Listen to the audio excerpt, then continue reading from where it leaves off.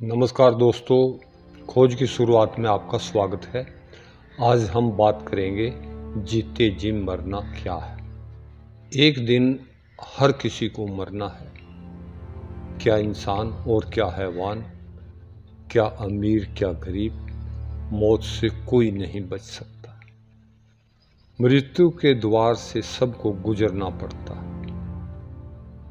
जो आत्मा देह में आई है उसको एक दिन इस देह का त्याग करना पड़ता है। यह सब जानते हैं कि एक दिन हमको जाना है, पर यह पता नहीं कि कब जाना है। परंतु जाना अवश्य है। मरना सत्य है और जीना झूठ।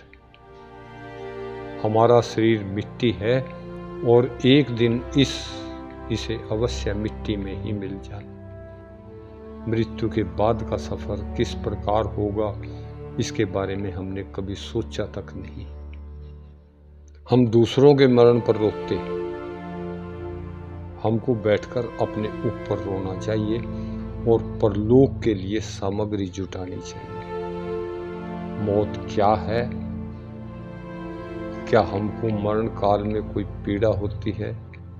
इस पीड़ा के बारे में भगवद गीता में भी उल्लेख आया है कि मृत्यु के समय आत्मा के शरीर से निकलने में इतनी पीड़ा होती है जितनी कि 1,00,000 बिच्छुओं के इकट्ठे डंक मारने से हो। कुरान शरीफ में भी रूह के शरीर से अलग होने में दर्द होने का वर्णन किया है। उसमें कहा गया है कि उस समय इतना दर्द होता है कि जितना कांटों वाली झाड़ी को गुदा के मार्ग से डालकर मुंह के रास्ते से खींचकर निकाल लिया जाए, इतना दर्द होता है। गुरबानी में भी इसका कुछ अनुमान दिया गया है।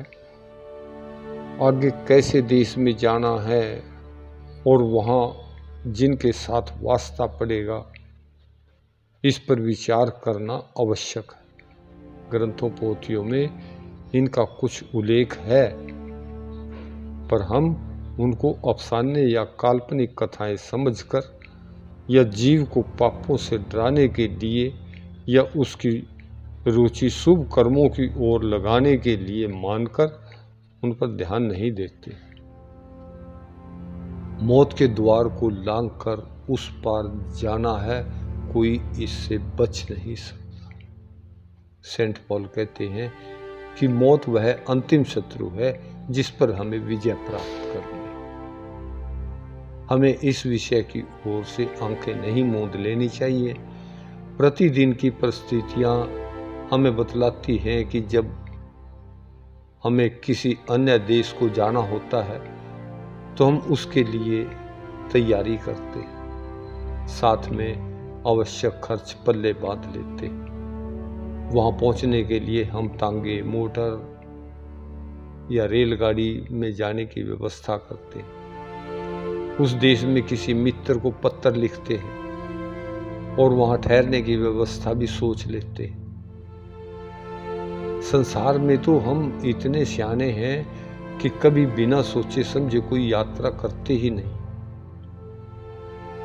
जब हमको किसी और नए देश में जाना हो तो हम वहाँ किसी मार्गदर्शक को साथ लेने की व्यवस्था भी कर लेते हैं। पर मौत के बाद का सफ़र सबके सिर पर कूक रहा है और सब उस सफ़र पर अपनी अपनी बारी जा रहे हैं।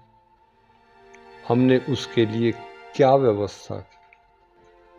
क्या हमने मार्ग के लिए भोजन का प्रबंध किया या किसी गाइड अथवा मार्गदर्शक का प्रबंध किया, या हमको वहाँ जाकर कहाँ रहना है इस बारे में कभी विचार किया?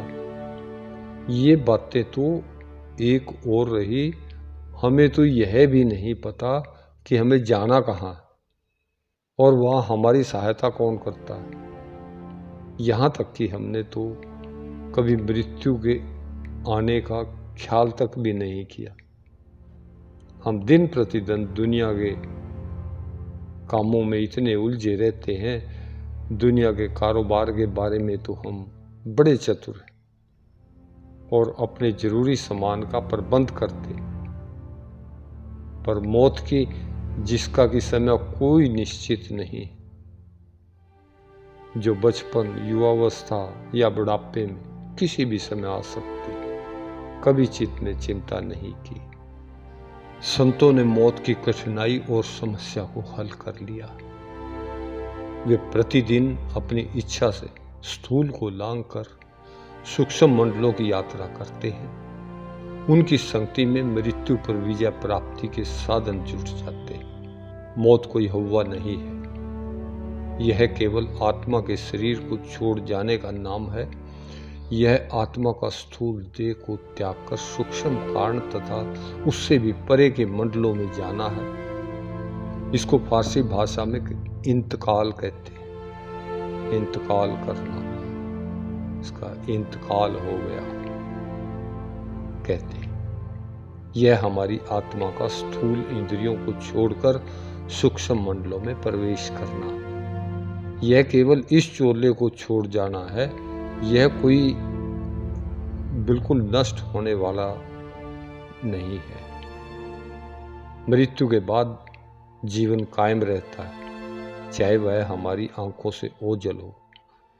मृत्यु के बाद जीवन के सिद्धांत को सब महात्मा और महापुरुषों ने स्वीकार किया। इसके आगे का विषय हम अगले वीडियो में लेंगे जी। बहुत बहुत शुक्रिया जी, बहुत बहुत धन्यवाद।